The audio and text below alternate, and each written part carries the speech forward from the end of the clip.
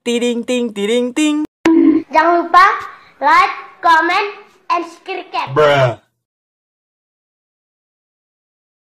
Berlatar di Korea, film diawali dengan pergerakan sekelompok geng kriminal penyelundup narkoba. Dia bernama Seong Chul, yang di situ kita diperlihatkan betapa kejam Seong Chul ketika dia langsung membunuh polisi yang sedang disandra di sana. 이거 죽이면 어떡해? 왜? 경찰은 죽이면 안... Dia pun bekerja sama dengan seseorang dari Yakuza yang bernama Tomo, yang ternyata Tomo ini mengkhianati bosnya sendiri, yaitu ketua Yakuza, yang tentu ini adalah keputusan terburuk membuat masalah dengan geng Yakuza. Setelah Seong Chul pergi, mereka pun membungkus jasad polisi tadi dan membuangnya ke laut. Keesokan harinya terlihat ada keributan dari sekelompok anak muda yang suka cari masalah. Padahal mah cuma ngelakson doang, tetapi mereka sampai kayak gitu sehingga membuat jalan macet. 들어가세요. Ma Seok-do atau kita panggil saja sebagai Ma Dong-suk yang sedang buru-buru pun langsung turun dari mobilnya dan mencoba menasihati sekelompok geng itu, yang karena nasihat tidak membuat mereka sadar, jadi Ma Dong-suk pun harus mengeluarkan seperempat tenaganya untuk menghajar para sekelompok geng sok keras ini. Ma Dong-suk pun sampai di kantornya, yang mana atasannya memberitahu agar Ma Dong-suk jangan terlalu kasar kepada pelaku, yang seperti kita ketahui ya, pelakunya lah yang menantang. Jadi siapa juga yang gak sabar menghadapi hal kayak gitu ya kan? 아니 경찰이란 게 뭐야? 민중의 몽둥이 아니야? Atasannya pun ternyata membawa sekotak coklat untuk dibagikan kepada karyawannya di sana. Ma Dong-suk yang tidak dikasih pun memilih untuk mengambilnya sendiri. Iya, suruh siapa seorang Ma Dong-suk tidak dikasih ya kan? 네 여보세요? 아니 몇 개를 처먹은 거야? 야 이게 얼마나 비싼 건 줄 알아? Setelah itu Ma Dong-suk mendapatkan sebuah laporan di mana ada seorang wanita yang terjatuh dari lantai 8 gedung hotel yang belum diketahui apa penyebabnya, dibunuh atau dibunuh. Yang di situ mereka menemukan sebuah petunjuk, yaitu sebuah tempat bernama Klub Orange. 클럽 오렌지? 일단 부검부터 받자. Setelah diotopsi, ternyata wanita itu memang sudah tewas sebelum jatuh karena dosis fatal narkoba jenis hyper yang jauh lebih berbahaya daripada narkoba jenis lainnya, yang mana mereka menduga bahwa ada seseorang yang melempar jasad wanita itu keluar. 그럼 사망한 후에 누군가 던졌다. Ma Dong-suk yang menyadari bahwa ini adalah kasus pembunuhan, dia langsung bergegas untuk ke klub Orange yang menjadi tersangka. Akan tetapi rekannya Manje mengatakan bahwa mereka tidak mengizinkan untuk mengecek CCTV-nya. Jadi Ma Dong-suk lah yang harus menyelidikinya langsung ke sana. 따라와. Sesampainya di klub, mereka menyewa seseorang bernama Ja Dong-mun untuk bisa masuk ke dalam dengan cepat, yang ketika sesampainya di dalam, Ma Dong-suk yang ingin masuk ke tempat VIP dicegat oleh penjaga di sana yang badannya cukup besar. Akan tetapi dengan satu pukulan Ma Dong-suk saja dia bisa dijatuhkan dengan mudah. Sesampainya di dalam, Ma Dong-suk langsung menyuruh mereka memasukkan pil-pil narkoba itu ke dalam plastik, yang membuat mereka bingung dan akhirnya salah satu dari mereka marah. Kemudian penjaga tadi pun datang lagi dengan temannya yang kedua kalinya. Dia pingsan hanya dengan satu pukulan Ma Dong-suk, sama dengan penjaga satunya yang ikut masuk. Ma Dong-suk langsung menanyakan di mana bosnya kepada si pengedar, yang ternyata bosnya sedang asik berkaraokean dengan beberapa wanita. Yang ketika Ma Dong-suk datang, yang karena di situ ada wanita, bos itu pun berlagak sok keras di depan Ma Dong-suk, yang mana hal itu adalah kesalahan besar. 어디다 대고 주먹질이야 이. Sementara itu Seong Chul sedang berada di sebuah tempat dengan Tomo untuk berbisnis narkoba dengan sebuah perusahaan teriak, yang mana perusahaan ini akan membeli 20 kg narkoba jenis hyper itu dengan harga 30 juta dolar atau setara dengan 449 sekian miliar, yang tentunya siapa juga nggak tertarik dengan uang sebesar itu ya kan? 계약금입니다. Kembali ke Ma Dong-suk yang sedang menginterogasi pemilik klub malam tadi, yang karena pemilik klub itu susah dan tidak mau jujur dan mengatakan semuanya. Jadi jangan salahkan Ma Dong-suk kalau tangannya tiba-tiba terbang. Dengan terpaksa pemilik klub itu pun jujur karena sudah merasakan pukulan maut Ma Dong-suk, yang mana dia mengatakan bahwa memang ada seseorang bernama Hiroshi yang mengedarkan narkoba di tempat klubnya, sehingga Ma Dong-suk pun membagi tim untuk menangkap si Hiroshi ini. 형이? 오케이. 야, 얘 데리고 가. Ma Dong-suk pun OTW ke rumah seorang wanita bernama Nona Jung, yang sesampainya di sana ternyata ada abangnya Nona Jung ini, yang karena dia tidak mengetahui Ma Dong-suk ini siapa, jadi Ma Dong-suk pun mengenalkannya dengan pukulan mautnya. Ma Dong-suk pun langsung menggeledah tempat itu, mencari di mana dia menyimpan narkobanya, yang akhirnya Ma Dong-suk menemukannya dan menanyakan di mana keberadaan Hiroshi, yang di saat bersamaan tim lain Ma Dong-suk pun berhasil menemukan lokasinya Hiroshi dan langsung bergegas untuk menangkapnya, yang pada saat itu mereka semua dibuat kewalahan oleh Hiroshi dan satu rekannya karena mereka adalah Yakuza, jadi cukup sulit, akan tetapi mereka masih bisa menangkapnya sekaligus mengambil 20 kg narkoba hyper itu. 뭐야 이거? Sepulangnya dari sana, baru saja si kapten merasa senang sudah menangkap Hiroshi dan mendapatkan 20 kg hyper itu, tiba-tiba ya, ada sekelompok orang yang tak dikenal yang menabrak mobil mereka yang membuat mereka terluka parah, yang sepertinya mengincar hyper itu juga, yang ternyata mereka tidak lain adalah Seong-chul dengan gengnya yang tidak mau kehilangan 30 juta dolarnya. 토모는 연락해놨어. Setelah itu Seong-chul pun langsung pergi ke kediamannya Tomo, yang dimana dia marah besar kepada Tomo karena tidak becus menjaga narkobanya dan menyuruh Tomo mengemas ulang narkobanya itu. 백 사장이랑 내일 거래야. 다시 포장해놔. Ma Dong-suk yang mendengar berita rekannya ditabrak langsung pergi ke rumah sakit untuk melihat rekan-rekannya, yang untungnya mereka semua masih bisa selamat, akan tetapi si kapten mengalami luka parah di bagian kepalanya. 이런 씨. Setelah itu kita diperlihatkan seseorang bernama Kim Yang-ho. Dia adalah orang kepercayaannya Tomo yang ditugaskan untuk mengemasi semua narkoba hyper itu agar tidak ketahuan oleh polisi. Kembali ke Ma Dong-suk yang membawakan belut goreng kepada rekan-rekannya dirawat di rumah sakit, yang karena Ma Dong-suk dan Manje selalu bertanya, jadi mereka nggak jadi-jadi memakannya, yang pada saat itu datang tim dari divisi narkotika yang ternyata polisi yang dibunuh Seong-chul di awal film tadi adalah kapten dari divisi ini yang menyelidiki kasus narkoba itu sendirian. 저희 팀장님도 하이퍼로 수사하셨거든요.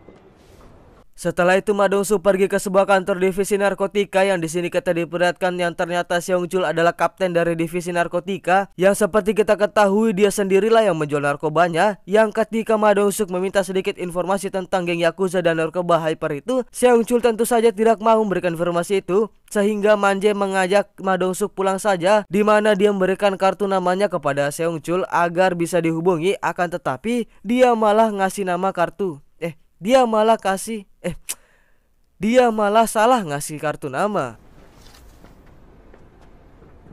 Kemudian itu Ma Dong-suk menemui seseorang bernama Bos Cherry, pemilik klub Cherry, yang lagi-lagi dia bersikap sok keras di depan Ma Dong-suk. Jadi jangan salahkan Ma Dong-suk jika dia harus mencium tangannya Ma Dong-suk, yang setelah diinterogasi dia pun memberikan informasi tentang Tomo kepada Ma Dong-suk dan timnya yang langsung bergegas ke klub untuk mencari Tomo. 아, 그래요? 빨리 가요. Setelah itu kita diperlihatkan ketua dari Yakuza di Jepang, yaitu Ichijo, yang ternyata dia mengetahui tentang Tomo yang menyelundupkan narkoba, di mana dia mengutus seseorang bernama Ricky yang lebih kejam, bengis, dan tidak mempunyai belas kasihan.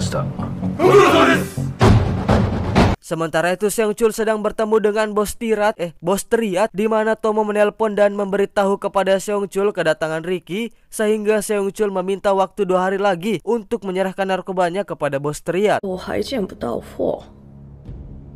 Ricky pun sudah sampai di markas Tomo, di mana dia dengan brutal dan sadisnya membantai seluruh anak buah Tomo dengan sebuah katana FF.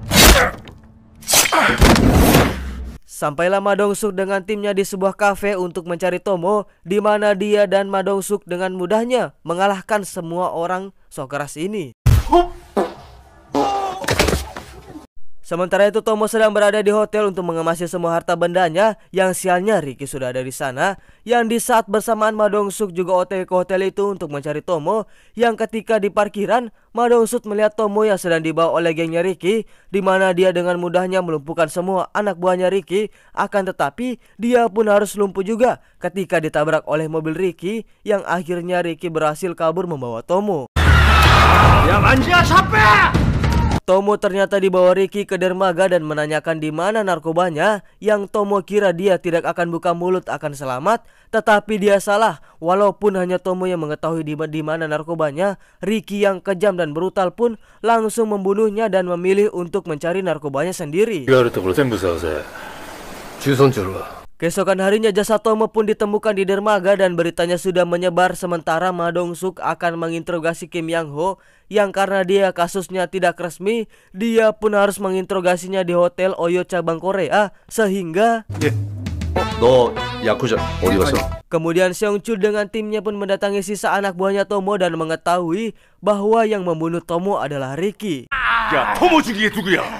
리키. Setelah itu Ma Dong-suk sedang mendiskusikan masalah tadi dengan Kim Yang-ho yang disuruh menjelaskan semuanya, di mana dia cukup kooperatif dengan menjelaskan semuanya, akan tetapi mereka masih tidak mengetahui bahwa Seong-chul lah pelaku utama dari kasus narkoba hyper ini.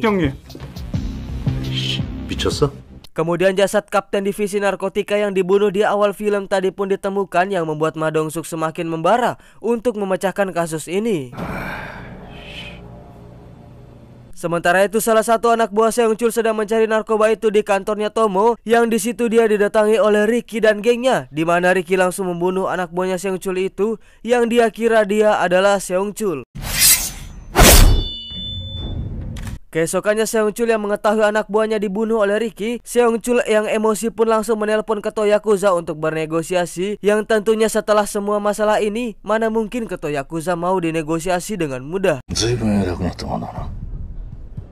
Setelah itu Seong-chul menemui bos Teriat, di mana bos Teriat yang sudah tidak sabar menunggu narkoba pesanannya berlagak sok keras di depan Seong-chul, di mana dia langsung menghabisi geng Teriat itu tanpa ampun, akan tetapi dia menyisakan bos yang cewek karena dia masih ingin menjual narkobanya. 회장님이 내 약 사는 거야. Ma Dong-suk yang mengetahui bahwa anak buah Seong-chul tewas di kantor Tomo langsung bergegas ke kantornya Seong-chul untuk menanyakan yang lagi-lagi anak buahnya Seong-chul berlagak sok keras di depan Ma Dong-suk, sehingga Ma Dong-suk memberikannya sedikit pijatan mesra yang di situ Ma Dong-suk sudah mulai curiga. 이상하지 않아요? 저 새끼들 뭐가 있어? Setelah itu Ma Dong-suk yang diberitahu tempat kapal pesiar Yakuza oleh Kim Yang-ho langsung bergegas ke dermaga untuk mencari narkoba. Yang sesampainya di sana sudah ada anak buahnya Ricky yang dengan tidak susah payahnya Ma Dong-suk langsung menghabisi mereka semua. Setelah menghabisi mereka semua, Ma Dong-suk pun langsung memeriksa kapal mewah milik Yakuza yang ternyata kapal ini juga sebagai tempat produksi narkoba hyper, yang lagi-lagi kita diperlihatkan betapa kuatnya Ma Dong-suk ketika dia membuka berangkas hanya menggunakan tangan kosongnya, yang hal itu membuat Ma Dong-suk akhirnya menemukan narkoba 20 kg itu. 하이퍼다. Ma Dong-suk pun menemui bos Cherry yang sedang melakukan transaksi jual beli mobil bekas, yang karena di situ Ma Dong-suk pun datang, dia pun terpaksa menjual mobilnya dengan harga $3 saja. 3,000원만 줘요. 네?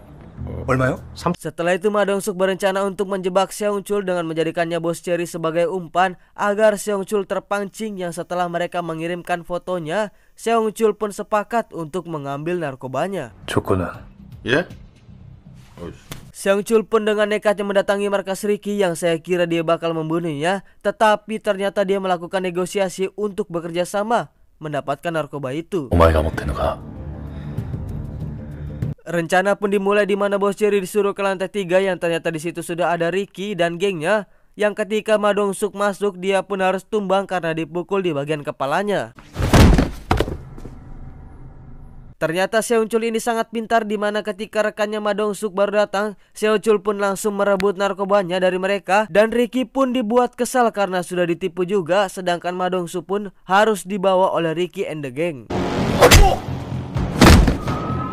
Ma Dong-suk pun disiksa karena disuruh buka mulut, di mana narkobanya, yang ketika Ricky ditelepon oleh Seong-chul, disitulah Ma Dong-suk ada kesempatan dan berhasil menghabisi anak buah Ricky semuanya ya. 주성철 그 새끼 어디 간대냐? Tinggal tersisa tangan kanan Ricky yang tentu saja dia bukan tandingannya seorang Ma Dong-suk yang hanya mengandalkan dengan beberapa pukulan saja. Kemudian akhirnya Ma Dong-suk versus Ricky, yang tentu saja kita semua tahu di mana Ricky yang hanya mengandalkan katana FF tentu saja bukan banget tandingannya Ma Dong-suk yang hanya dengan satu pukulan maut saja dia bisa terlempar dengan agak jauh. Setelah itu Ma Dong-suk yang sudah menaruh GPS di kantor narkoba itu bergegas mengejarnya, di mana Seong-chul yang baru saja akan menemui bos Teriat tiba-tiba. Ya, untungnya Ma Dong-suk datang tepat waktu yang langsung mengejar Seong-chul masuk ke dalam gedung kantor, yang di sini terjadi pertarungan antara Seong-chul dan Ma Dong-suk. Dari sini kita bisa lihat bahwa sekejam bengis, jahat, brutal dan kuatnya Seongchul, tetaplah hukuman mautnya Ma Dong-suk lah yang paling kuat. Karena sepandai-pandai Seongchul melompat, lebih pandai lagi Ma Dong-suk melompat. Pesan yang dapat kita ambil dari film ini adalah jangan bersikap sok keras, sok jago dan sombong di depan Ma Dong-suk, yang walaupun penampilannya terlihat seperti orang biasa, namun penampilan itu tidak menjamin keselamatanmu. Maaf ya kalau suara saya agak bindeng karena saya juga lagi batuk sama pilek ini, jadi agak bindeng, agak tidak suaranya tidak terlalu enak ya, maaf ya. Dan ya maaf juga karena sampai saat ini gue belum menemukan ciri khas gue sendiri ya. Pasti banyak dari kalian kalau dari video ini banyak yang bilang suaranya, narasinya kok kayak Bang John. Nggak tahu ya, gue mau bagaimana lagi, soalnya gue mungkin sudah terlalu lama nonton Bang John, jadinya ke bawah-bawah kalau mau bawain alur cerita ya. Soalnya kalau kalau video alur cerita yang lain itu kayak gimana ya, gue kurang tertarik gitu bahasnya. Ada satu yang saya suka tapi itu agak sulit, mungkin saya agak sulit ya. Jadi gimana ya, mungkin doakan saja kalau semoga kedepannya gue bakal menemukan ciri khas gue ya. Amin. Wabillahi taufiq walhidayah. Wassalamualaikum warahmatullahi wabarakatuh. Saya Gimas Muhammad undur diri. Assalamualaikum warahmatullahi wabarakatuh. Kok 2 kali assalamualaikum ya? See you next video guys ya. Buon puyo.